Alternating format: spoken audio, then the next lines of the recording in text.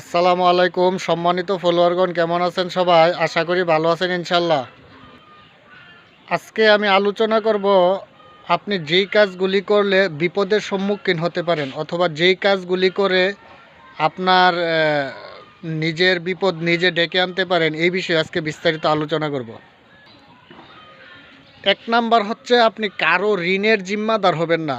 মানে কেউ ব্যাংক থেকে ঋণ নেক, অথবা এনজিও থেকে, অথবা অন্য কোনো জায়গা থেকে ঋণ নেক, ওই রকম কোনো ঋণের জিম্মাদার আপনি হবেন না।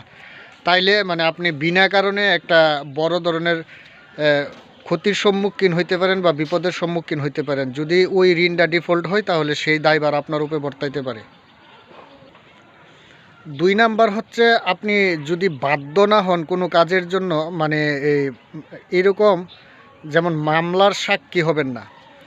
যদি আপনি একান্তই বাধ্য না হন, তাহলে কোনো মামলার সাক্ষী নিজ ইচ্ছায় হবেন না। তাইলে আপনি নিজের বিপদ নিজে ডেকে আনবেন। 3 নাম্বার হচ্ছে, আপনার ধারণ ক্ষমতার বাহিরে কোনো কাজ আপনি করবেন না। যতটুকু আপনার ধারণ ক্ষমতা আছে এতটুকুই করবেন। ধরেন আপনি 100 মিটারের দৌড় দেওয়ার মতো ক্যাপাসিটি আছে, কিন্তু আপনি 1600 মিটার দৌড়ে অংশগ্রহণ করানোর চেষ্টা করতেছেন।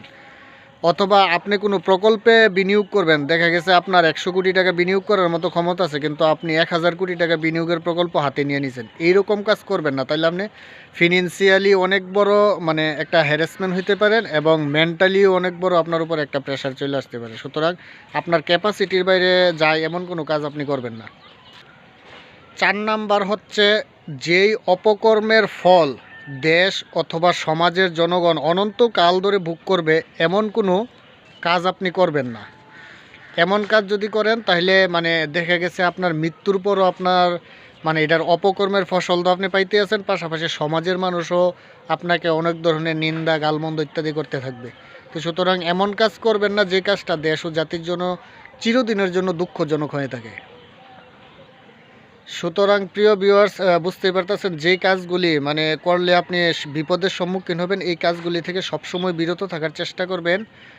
ভালো থাকবেন, সুস্থ থাকবেন। আল্লাহ হাফেজ।